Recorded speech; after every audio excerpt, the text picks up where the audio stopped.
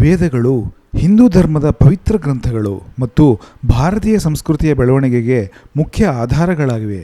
ಈ ವೇದಗಳ ಮೂಲಕ ಅತಿ ಪ್ರಾಚೀನ ಭಾರತೀಯರು ತಮ್ಮ ಆತ್ಮಜ್ಞಾನ, ಧರ್ಮ, ಸಮಾಜ ಮತ್ತು ಜೀವನದ ಬಗೆಗಿನ ಜ್ಞಾನವನ್ನು ಪಡೆಯಲು ಶ್ರಮಿಸಿರುತ್ತಾರೆ. ಇಂತಹ ದಿವ್ಯವಾದ ವೇದಗಳ ಅಧ್ಯಯನವನ್ನು ಮಾಡಿ ಅದರ ಅರ್ಥಜ್ಞಾನದ ಕಡೆ ದೃಷ್ಟಿ ಹಾಯಿಸದಿದ್ದರೆ ಅದು ಸಂಪೂರ್ಣ ವ್ಯರ್ಥ. ಕೇವಲ ಪಾರಾಯಣ ದೃಷ್ಟಿಯಿಂದ ವೇದದ ಅಧ್ಯಯನವನ್ನು ನಡೆದರೆ ಅದು ಅಪೂರ್ಣವಾದಂತೆ. ವೇದದ ಅರ್ಥವನ್ನರಿತಾಗ ಮಾತ್ರ ನಮಗೆ ವೇದಗಳು ಅನುಪಮವೂ ನವನವೀನವೂ ಆದ ಅಲಂಕಾರಗಳಿಂದ ಕೂಡಿದ ಮಹಾಕಾವ್ಯಗಳಂತೆ ಗೋಚರಿಸುತ್ತದೆ. ಇಂತಹ ಅರ್ಥಪೂರ್ಣವಾದ ಸಾರ್ಥಕತೆಯ ಕಾರ್ಯವನ್ನು ಲೇಖಕರಾದ ತೀನ ರಾಘವೇಂದ್ರರವರು ಈ 4 ಕೃತಿಗಳ ಮೂಲಕ ನಿರ್ವಹಿಸಿದ್ದಾರೆ.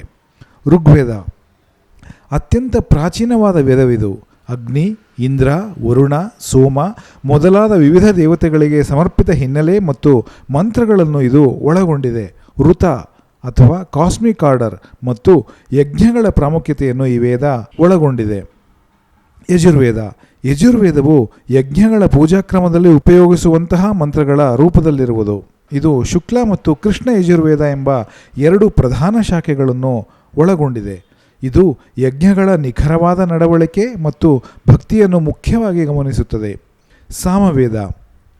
ಸಾಮವೇದವು ಸಂಹಿತಾಯುಕ್ತವಾದ ಹಿನ್ನೆಲೆ ಮತ್ತು ಸ್ತೋತ್ರಗಳ ಮೂಲಕ ಮಂತ್ರಗಳ ಧ್ವನಿಯ ಮೇಲೆ ಗಾನ ಮಾಡಲು ಬಳಸಲಾಗುತ್ತದೆ. ಇದು ಸೋಮಯಜ್ಞದ ಸಮಯದಲ್ಲಿ ಹಾಡಿದ ಮೇಲೆ ಬಳಸಲ್ಪಟ್ಟಿರುವ ಗೀತೆಗಳನ್ನು ಹೊಂದಿದೆ.